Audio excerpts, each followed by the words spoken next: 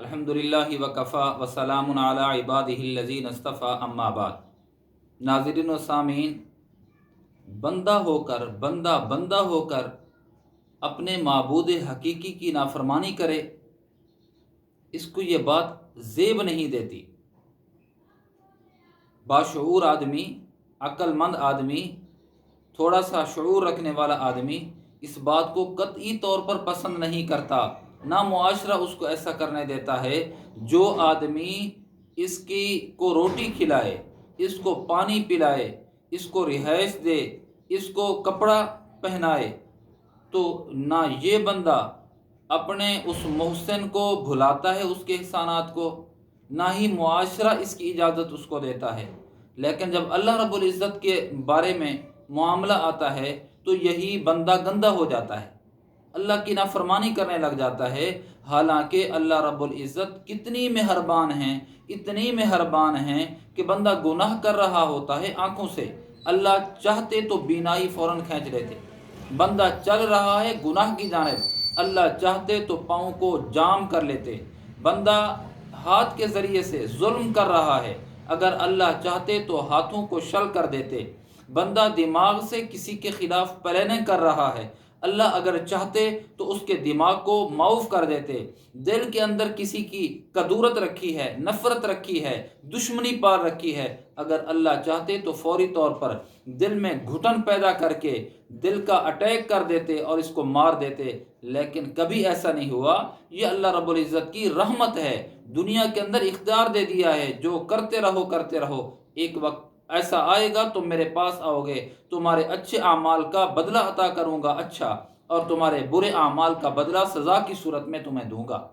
تو میرے عزیزو، اتنی مہربان اللہ ہم سوچ ہی نہیں سکتے اس کی رحمت کتنی ہے، اندازہ ہی نہیں لگا سکتے، ہمارے دل و دماغ میں وہ چیزیں آ ہی نہیں سکتی کہ مہربان کتنی ہے۔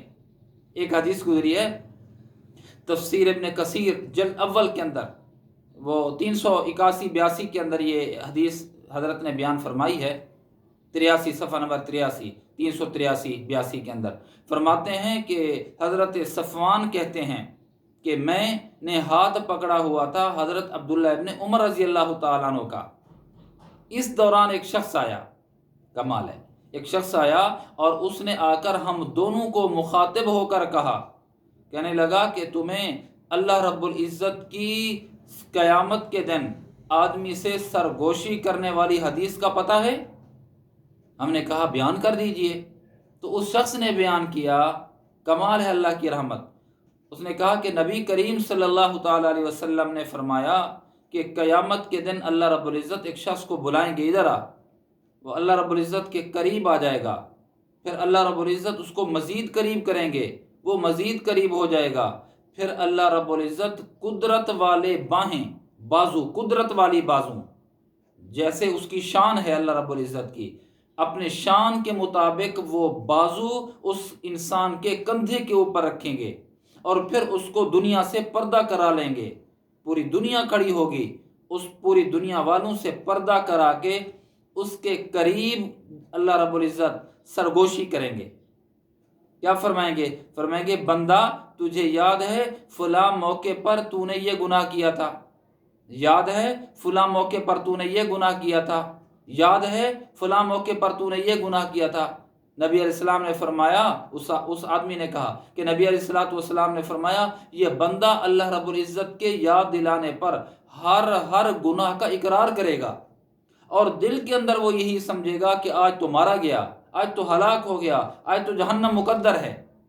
فرمایا اللہ رب العزت فرمائیں گے جب یہ بندہ اقرار کرے گا، اللہ رب العزت فرمائیں گے بندہ دنیا کے اندر میں نے تیرے عیبوں کی ستاری کی تھی، تجھے رسوا نہیں کیا تھا، اگر دنیا کے اندر تجھے رسوا نہیں کیا تھا، آج آدم علیہ السلام سے لے کر نبی علیہ السلام کے آخری امت تک جہان میں ہر کوئی موجود ہے، جب دنیا میں رسوا نہیں کیا تھا بندے، آج بھی میں اللہ تجھے رسوا نہیں کرتا، تیرے گناہوں پہ پردہ پوشی اور ستاری کا معاملہ کرتا ہوں۔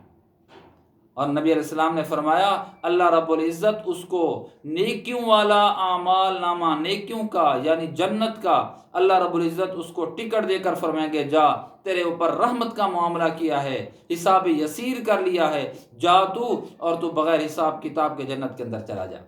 اتنی مہربان اللہ اپنے بندے سے سرگوشی کر رہا ہے۔ بندہ تو اللہ سے سرگوشی کرتا ہے، قیامت کے دن اللہ بندے سے سرگوشی کریں گے۔